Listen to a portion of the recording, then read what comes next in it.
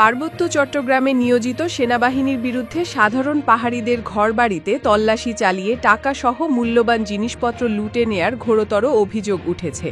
সেনারা নিজেদের অপকর্ম আড়াল করতে তল্লাশি করা পাহাড়িদের এসব ঘরবাড়িকে সন্ত্রাসী আস্তানা হিসেবে মিথ্যা বানোয়াট তথ্য মিডিয়ায় সরবরাহ করে দেশের জনগণকে বিভ্রান্ত করছে।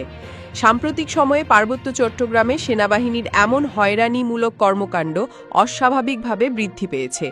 গত ২০ আগস্ট ২০২৫ খাগড়াছড়ির লক্ষ্মীছড়ি উপজেলার বর্মাছড়ি ইউনিয়নের দেওয়ানপাড়ায় সেনাবাহিনীর একটি দল তল্লাশি অভিযান চালায়। Lakshmichhari zone commander lieutenant colonel Mohammad Tajul ইসলামের নেতৃত্বে পরিচালিত এই অভিযানে সেনারা কামদেব চাকমার বাড়িতে ব্যাপক তল্লাশি চালায় ও বাড়ির জিনিসপত্র তছনছ করে দেয়। তল্লাশিকালে সেনারা তার বাড়িতে থাকা ১১,৯২,০০০ টাকা, জায়গার দলিল, জাতীয় পরিচয়পত্র সহ বিভিন্ন জিনিসপত্র লুট করে নিয়ে যায়। এরপর তারা কামদেব চাকমার বাড়িটিকে মিথ্যাভাবে ইউপিডিএফের আস্তানা আখ্যায়িত করে মিডিয়ায় প্রচার চালায়। এর আগে গত ১৮ আগস্ট লক্ষ্মীছড়ি সেনা জোনের অধীন বাইনাছোলা ক্যাম্প থেকে একদল সেনা সদস্য ভোররাতে লক্ষ্মীছড়ির হুদুকছড়িতে ৫ নিরীহ গ্রামবাসীর বাড়িতে তল্লাশি চালায়। এ সময় সেনারা এক গ্রামবাসীর বাড়ি থেকে জায়গার দলিল সহ বিভিন্ন জিনিসপত্র লুট করে নিয়ে যায় বলে অভিযোগ রয়েছে।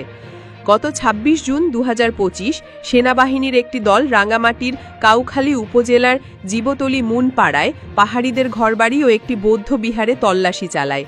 সেনারা বৌদ্ধ বিহারে রক্ষিত টেবিল, চেয়ার, হাঁড়ি পাতিল প্রভৃতি জিনিস লুট করে নিয়ে যায় বলে অভিযোগ রয়েছে। তারও আগে গত ৭ মার্চ ২০২৫ রাঙ্গামাটির কাউখালীতে সেনাবাহিনীর একদল সদস্য ৩টি বাড়িতে তল্লাশি চালায়। তল্লাশির পর সেনারা জিনিসপত্র লুট করে নিয়ে যাওয়ার সময় এলাকার শত শত নারী পুরুষ প্রতিরোধ গড়ে তোলে।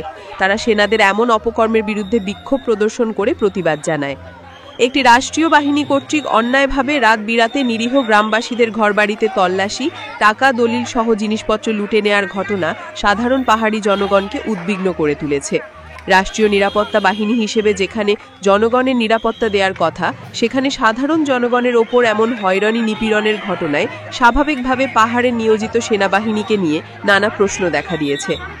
সচেতন মহল মনে করছেন সেনাবাহিনীর কর্মকর্তারা নিজেদের প্রমোশন সুবিধা পেতে এমন জনহয়রানিমূলক কর্মকাণ্ড চালাচ্ছেন এবং মিথ্যার আশ্রয় নিয়ে পাহাড়িদের বিষয়ে দেশের জনগণকে বিভ্রান্ত করছেন।